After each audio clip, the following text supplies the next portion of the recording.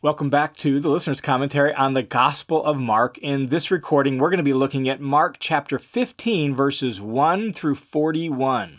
We're in this long, continuous narrative that tells the story of Jesus' arrest and trial and his crucifixion. And at this point in the story, Jesus has been arrested, and he's been taken to the estate of the Jewish high priest, where members of the Jewish ruling council were waiting. There he had been interrogated. We saw this at the end of chapter 14. He had been interrogated during the night. And once the charge, because they were bringing all sorts of charges against him, they had all sorts of false witnesses testifying against him. Mark tells us that they didn't agree with each other. But once the charge focused on Jesus' identity as Messiah, it's at that point that Jesus spoke and affirmed that indeed that's who he was. Well, that led the Jewish council to agree that he had blasphemed and therefore deserved to die. And then they mocked him, they treated him with contempt. Well, now, at this point in Mark 15, the night is over, and they proceed with the next step in their plan to eliminate Jesus the Messiah. So we pick up in Mark 15, verse 1, and it says this: "Early in the morning, the chief priest with the elders, scribes, and the entire council of the Jews." And so the night has come to an end. It's sometime early in the morning. And here we have the Jewish ruling body, the elders, scribes, the entire council. They immediately held a consultation, and they bound Jesus and led him away and turned him over to Pilate. Pilate is Pontius Pilate, and he was the Roman governor over the political region of Judea from AD 26 to 36. And the seat of the Roman government in Judea was actually the city of Caesarea, about 60 miles northwest of Jerusalem, up on the coast. You can hear the name Caesar in it. It was built in honor of Caesar, and it was the Roman political headquarters for the region. But Pilate and a contingent of soldiers would come to Jerusalem at special times of the year, such as Passover, particularly around Passover and Pentecost, when thousands of Jews would flock to the city of Jerusalem for the celebration. And so the soldiers, along with Pilate, would come to Jerusalem to help maintain peace and order. And under Roman rule, the Romans held the right of capital punishment, and they had officially taken that right away from the Jews. And so if the Jewish ruling body wants to eliminate Jesus and think he deserves to die, well, taking Jesus to Pilate is the necessary next legal step. And so that's what they do. They bring Jesus to Pilate early in the morning. We now have Jesus before Pilate in verse 2, and Pilate questioned Jesus, saying, "So, you're the king of the Jews?" And he answered him, "It is as you say." Notice that Pilate states the charge as Jesus being the king of the Jews, that is the Messiah, which suggests then that that's what the Jewish ruling council, when they brought Jesus to him, they had to give some reason they were bringing him, some charge against him. Well, this is the specific charge that they stated. He claims to be the king of the Jews. He claims to be the Messiah. Now, for the Jewish ruling body, it makes sense why they would be concerned about that. But why would Pilate care about that charge? Well, there are really two reasons. One, peace and order. Messianic revolutionaries in first century Judea were well known, and they were well known for gathering people around them and stirring up all sorts of trouble, stirring up revolts. Pilate would want to make sure that didn't happen. In fact, that's the whole reason he's in the city for Passover. So if you have a messianic type revolutionary in Jerusalem at Passover celebrating a liberation festival, well, peace and order is a real issue. And so that's one reason Pilate would care about this charge. The other reason really has to do with loyalty to the emperor, loyalty to the empire versus disloyalty or treason. And so Pilate really does care about this charge, and so he asked Jesus, "So you're the king of the Jews?" And Jesus' answer is, "It's as you say." And his answer is actually a bit ambiguous. Literally what Jesus says is, "You say it," which could be a form of agreement, or it could be a way of being dismissive. But we know that Jesus believes he's the Messiah, right? He's called himself that throughout Mark's gospel, but just in the trial before the Jewish ruling body, he was perfectly clear with them about his identity. In fact, he actually went on to quote from some Old Testament text to support that. And so it's not in question whether or not Jesus is the King of the Jews or not. So why is he a little bit more ambiguous here in his conversation with Pilate? Well, my suspicion is that the reason he's a little bit more ambiguous is because Jesus knows that while it's true that he is the King of the Jews, it doesn't mean what Pilate would think it means. And so it doesn't mean that Jesus is a political revolutionary, as Pilate would assume. And so he's kind of weighing in with a little bit of caution, maybe even showing a little bit more deference to at least hint at the fact that though he is the King of the Jews, he's not the kind of King of the Jews that the Jews themselves expected and that the Romans themselves feared. And so he says, "You say it." Now, verse 3 then continues with the picture before Pilate and the chief priests joining in, stating their problems with Jesus. And so verse 3 says, the chief priests started accusing him of many things. And so in addition to this central charge, they throw out other accusations against Jesus that they think are problematic and they think Pilate would care about. But, verse 4, Pilate questioned him again, saying, "Do you offer nothing in answer? See how many charges they're bringing against you." So the picture is Jesus before Pilate, the chief priests serving as prosecuting attorneys, basically, issuing their charges against Jesus before Pilate, and Jesus sitting there silent in the face of all these charges. And Pilate's a little kind of confused by that, perplexed by that. Do you see how many charges they have against you? Aren't you going to say anything in your defense? But Jesus, verse 5, said nothing further in answer, so Pilate was amazed. And again, it's because Jesus is in control of himself, and the only charge that really matters, the real charge he knows, which is the heart of the issue, is the charge about his identity. So when that's the topic, he'll speak about it, and he'll affirm that indeed he is the Messiah. But when all these other kind of extra charges are just thrown in, Jesus is like, whatever. And he doesn't say anything. Verse 6, now at the Passover Feast, he there is Pilate, he used to release for them any one prisoner whom they requested. So Pilate had this little custom at the Passover Feast.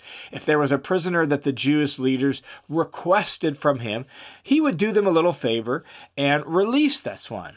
So Mark tips us off to that to help us understand what happens and what follows. Verse 7, and the one named Barabbas had been imprisoned with the rebels who had committed murder in the revolt. And the crowd went up and began asking Pilate to do as he had been accustomed to do for them. Here's the irony. Pilate is worried about Jesus being a messianic revolutionary because that's what he's been accused of, but Barabbas is actually the very kind of person that Pilate should be worried about. He's a political revolutionary. He'd been imprisoned with the rebels who had committed murder in the revolt. We don't know exactly which revolt this was and which group of rebels this was, but this was the kind of thing that Pilate and the soldiers would come to Jerusalem to prevent during Passover. It's the kind of thing that some sort of messianic revolutionary would need to be done away with because of this. And so Barabbas is ironically the very kind of person that Pilate should be worried about. And the crowd of Jews is asking Pilate to release Barabbas for them. Pilate, verse 9, answered them saying, "Do you want me to release for you the King of the Jews? If Jesus is your king," and he seems harmless as far as Pilate can tell, he doesn't seem like the revolutionary type, Pilate's like, how about I release him instead? For, verse 10, he was aware that the chief priests had handed him over because of envy. So Pilate, he's political enough, he's astute enough, he realizes, I don't think there's a problem really here with Jesus. I think there's some other motive, envy, and so he's actually toying with them. Notice he even calls Jesus the King of the Jews. Do you want me to release for you the King of the Jews? He's toying with them, calling Jesus that just to annoy them. But, verse 11, the chief priests stirred up the crowd. We don't know who's all in this crowd. We know there's the chief priests, there's the scribes, there's members of the ruling council, so that's part of the crowd. Maybe since it's early in the morning, maybe there's a crowd of Jews that have kind of gathered around to see what's going on. Not totally sure, but the chief priests have stirred up whatever crowd of people there are there to ask Pilate to release Barabbas for them instead.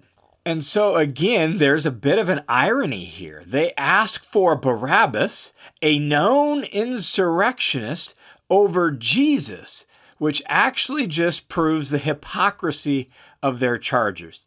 And Pilate knows it, he can see it, but whatever, right? And so, verse 12, responding again, Pilate said to them, then what shall I do with him whom you call the King of the Jews, right? You're the one that came and said, this is the charge against him. He claims to be the King of the Jews. And so what should I do with him? And they shouted back, crucify him. And so the situation here escalates. Perhaps they could sense that Pilate was about to give in. And so now they don't just call out the charges, but they also call out the desired punishment, crucifixion.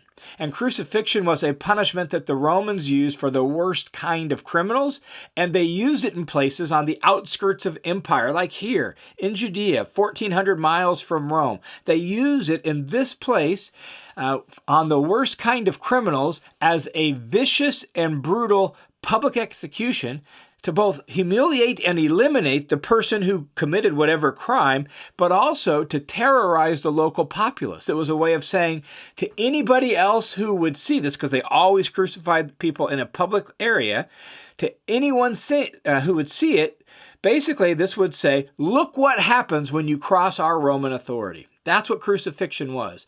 And that's what the crowd of Jews here shout back to Pilate. What do you want me to do with Jesus? Crucify him. Pilate, verse 14, said to them, why? What evil has he done? But they shouted louder and all the more, crucify him, crucify him.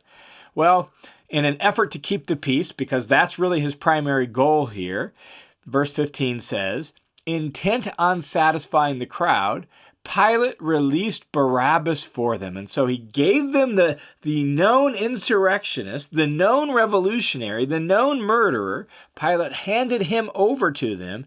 And after having Jesus flogged, he handed him over to be crucified. And so he releases Barabbas from prison, and he has Jesus flogged. And flogged means whipped with a multi-strand whip, a short little whip that's got multi-strands of leather.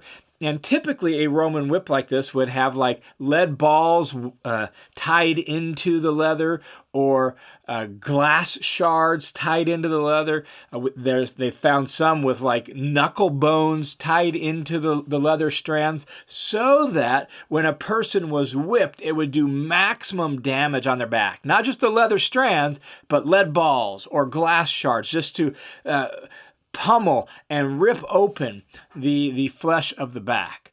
And there's actually reports of people being beaten by flogging who actually died from the trauma and the blood loss of the flogging. It's no kind of minor whipping, right? So he orders Jesus to be flogged, and then he hands him over to be crucified.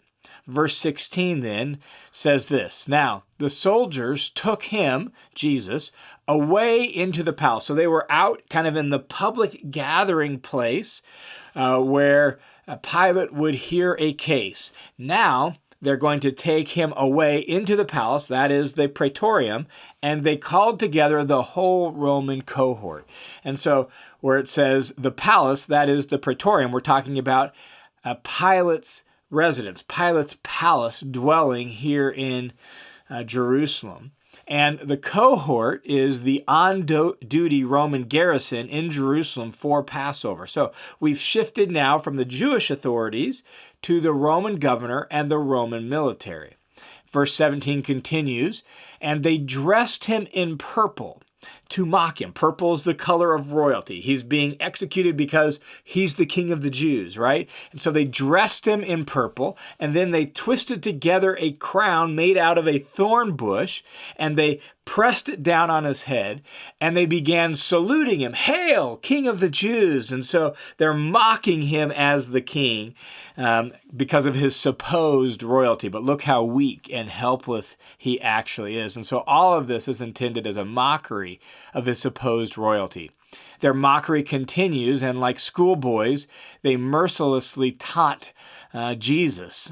Verse 19, they repeatedly beat him on the head with a reed and spit on him. Kneeling before him, they bowed down before him. All of this, again, focuses on the charge that Jesus is a king. And so there he is in a royal robe with this painful crown on his scalp. They're beating him with a reed, like his reed staff as a king. Right now they take it and they beat him, and that's the picture there. They spit on him. They kneel before him in mockery, all to taunt and mock him. Well, verse 20, after they had mocked him, they took the purple robe off of him, and they put his own garments back onto him, and they led him out to crucify him. And so they lead him through the city to the public place of crucifixion just outside the city, where everyone coming into the city for the Passover celebration would see him. And Jesus, being weak from the beatings, exhausted from being up all night, he needs help carrying the crosspiece of his cross. So, verse 21, they're leading him through the city, and they compelled a passerby coming from the country, Simon of Cyrene, the father of Alexander and Rufus, to carry his cross. Just to clarify, when it says carry his cross, the upright portion of the cross remained out at the place of crucifixion. And the piece we're talking about here is the cross piece that would his arms would eventually be attached to. So that's what Jesus is carrying, is that cross piece that probably, maybe even his hands tied to it as it rests on his shoulders, and he's walking through the city of Jerusalem out to the place of crucifixion. And it seems then that Jesus started out carrying this cross piece, but couldn't continue. So the Romans conscripted Simon to finish carrying it. And Simon is the father, notice in verse 21, of Alexander and Rufus. And the way Mark writes this as a little parenthetical note seems to suggest that these two were known to the original audience, that Alexander and Rufus were known to the Roman Christians to whom the book of Mark was originally written. Interestingly enough, in the Apostle Paul's letter to the Romans, in Romans 16:13, Paul mentions a Rufus who's part of the church in Rome. Maybe the same Rufus that we have mentioned here. Not totally sure, but presumably Rufus and Alexander are known to the Roman Christians. And so Alexander and Rufus' dad, Simon, first met Jesus, it seems, here on the road to the crucifixion when Simon was conscripted to carry the crosspiece.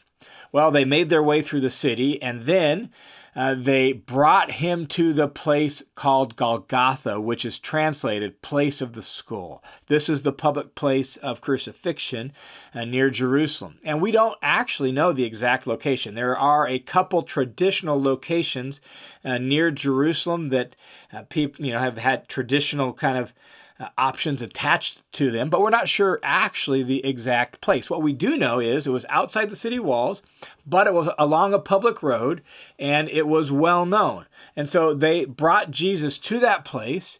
They tried to give him some wine mixed with myrrh, sort of as a weak sedative. He didn't take it. And verse 24, they crucified him. And the brevity of that always strikes me. It just says they crucified him. No need for more, no details, right? Don't need to amplify it. They crucified him because the original readers knew. they could picture it. When they heard that phrase, they crucified him. They could hear the groans, then the shrieks and the pain of a crucifixion victim. They could see what it looked like because the Romans' practice was to crucify people at the most public, visible place they could. And so the original readers knew exactly what happened at a crucifixion, what it looked like, what it smelled like, what it sounded like. And so the writers of the Gospels, here Mark, could simply say they crucified him. And he would know that the original readers knew exactly what he was talking about. Well, Mark goes on, they crucified him and divided up his garments among them, casting lots for them to decide what each man would take. During crucifixion, the victim was stripped naked. That was just a way to add to the public shame, disgrace, and humiliation of the event. And so here's Jesus on the cross, stripped naked, hanging there, and the soldiers play games. They roll dice, basically, to see who gets which piece of his clothing. So here's Jesus in agony, suffering and dying, and they're playing games for his clothes, which just speaks of how trivial and callous human beings can be. Now, it was the third hour when they crucified him, Mark notes, verse 25. That means 9 a.m. And the inscription of the charge against him read, "The King of the Jews." And so the Romans had this custom of putting a little note above the head of the crucifixion victim that would tell why they're being killed. Again, this is all very public. This is a way of not only getting rid of this particular criminal, but reminding the populace, don't mess with the Roman authority. And so the charge stated against Jesus is the King of the Jews. And from the trial right down through this point, Jesus' kingship has been the focus. The record of history shows that Jesus was killed not for anything else other than for being the King of the Jews. And so here now is his royal placard, posted as the criminal charge for his execution. Verse 27 continues, "And they crucified 2 rebels with him, one on his right and one on his left." Luke includes more details about these 2, but Mark simply mentions them here. He wasn't the only one to die that morning. These 2 men were also crucified with him. Verse 29, since this was a public place, those passing by were hurling abuse at him, shaking their heads and saying, "Ha, you who were going to destroy the temple and rebuild it in 3 days, save yourself by coming down from the cross." But that's the whole irony, isn't it? That's the whole point. In order to save others, he can't save himself. But they don't get that.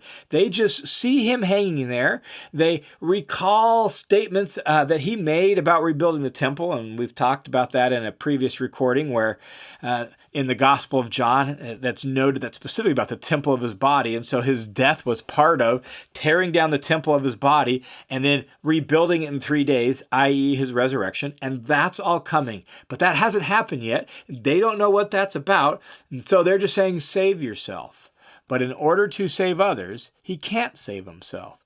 And so verse 31, in the same way, the chief priests also, along with the scribes, so here's the ruling class, they're mocking him and saying, he saved others, he can't save himself. Hopefully you hear the emphasis Mark is making here on this theme. He saved others, he can't save himself. Let this Christ, the King of Israel, come down now from the cross so that we may see and believe. And so they mock him for the same reason, and they mock him for his supposed kingship. Those who were crucified with him, those 2 rebels, they were also insulting him. And Luke highlights specifically that one of the rebels was the one that was insulting him. The other one actually asked for his mercy. The point here in Mark's gospel is that the mocking and the ridicule comes from all sides, from the passers-by, from those even being crucified with him, from the chief priests and the leaders, from all sides. Jesus is being mocked. And that really contributes to the picture of the shame and the degradation of the cross. Well, Jesus is hanging on the cross beginning at 9 in the morning. Verse 33 gives us another time reference, picking up at about noon. When the 6th hour came, darkness fell over the whole land until the 9th hour. So from noon to 3 in the afternoon, for whatever reason and in whatever way, the sky goes black and it gets dark here right in the middle of the day. And so we need to picture Jesus hanging on the cross, laboring to breathe, slowly in agony, dying, and doing so in complete darkness. And then verse 34, at the 9th hour, that is about 3 in the afternoon, Jesus cried out with a loud voice, Eloi, Eloi, lema sabachthani, which is translated, my God, why have you forsaken me? And this is actually the opening line of Psalm 22, Psalm 22:1, which is a psalm about a righteous sufferer, somebody who is righteous, and yet he's being mocked and mistreated and suffering unjustly. And so here Jesus quotes this line, which suggests that he's been meditating on Psalm 22 while he's hanging here on the cross. It also, being included here in Mark's gospel, helps us see Jesus as he is not just a righteous sufferer, he is the ultimate righteous sufferer. He didn't deserve this. He's a righteous man who does not deserve what he's experiencing here on the cross. And so he cries out in this agony of, God, why have you let this happen to me? I'm a righteous man and I don't deserve this. And the agony, both physical and emotional and spiritual. And so he cries out.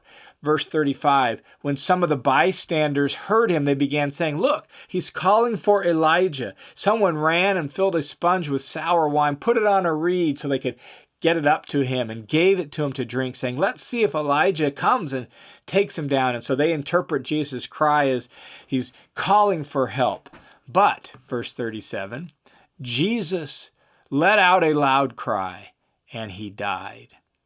No rescue, no Elijah coming to help, no escape from the cross. He died. He died. And Mark goes on in verse 38 and tells us that the veil of the temple was torn in two from top to bottom. The veil in the temple most likely refers to the veil between the holy place and the most holy place.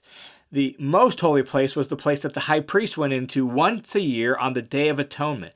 And according to one rabbinic text in the Mishnah, the veil was a hand breadth thick. That is about 6 to 8 inches thick. It was about 60 feet high and about 30 feet wide. This is a massive curtain. And notice it was torn in two from top to bottom. The whole thing was torn in half. And so symbolically, the veil being torn symbolizes that atonement had been made once for all, as the book of Hebrews explains, and now the way into the most holy place has been open for any who would come to Jesus. And when the centurion, verse 39, who was standing right in front of him, and so at the moment of Jesus' death, there's a centurion who's overseeing this crucifixion event. That centurion, and a centurion is a Roman military officer in charge of 100 military men. And so he's standing there right in front of Jesus when Jesus gave out that cry and died.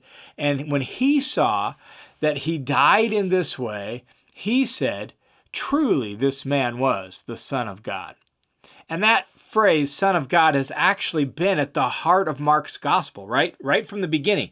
1:1, the beginning of the gospel of Jesus Christ, the Son of God, throughout part 1 up to who do you say that I am, right, where Peter says that you are the Christ, the Son of the living God. All throughout the first half of the gospel, that line, Son of God, has been at the heart of it. And now, in this climactic moment, here's Jesus dying on a cross, and it doesn't negate that truth that he's the Son of God. It actually demonstrates it, and it demonstrates it so clearly that even a Roman centurion can see it.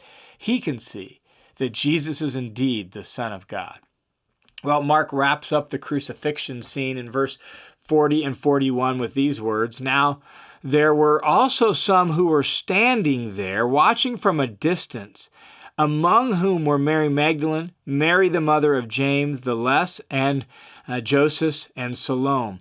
When he was in Galilee, they used to follow him and serve him, and there were many other women who came up with him to Jerusalem. And so Mark just notes that they're watching some of Jesus' followers, some of those who know Jesus, and especially these women, Mary Magdalene, Mary the mother of James the Less and Joseph. We know from John's gospel, Mary, his own mother, was there. Salome is there. And there are other women, Mark notes, who traveled with him, made the pilgrimage from Galilee to Jerusalem for the feast. And there they are, gathered at the foot of the cross where Jesus died. Now, before we leave this scene, let's just offer a few reflections. The first is this, the idea of Jesus as king. Mark wants us to know that. He wants us to know that indeed Jesus is the king. He's the king of the Jews and thus the king of the whole world. And this is the official reason he's executed. The charge says it. He's the Messiah, the Christ, the king of the Jews, and his crucifixion does not negate this. In fact, in a sense, this is Jesus' coronation day, publicly heralded as king, and it shows how Jesus used his kingly power and authority, not to save himself, but to save others. He used his royal coronation to lay down his life for others. That's the kind of king he is. And so that's really the second reflection, is this idea of saving others meant he couldn't save himself. And Mark wants us to know that. He highlights that multiple times through here. In fact, he highlights different groups even mocking him, basically calling on Jesus to save himself if he's the king. But he has a different kind of kingdom. And it's not about saving himself. It's actually about saving others. That's the way his kingdom works.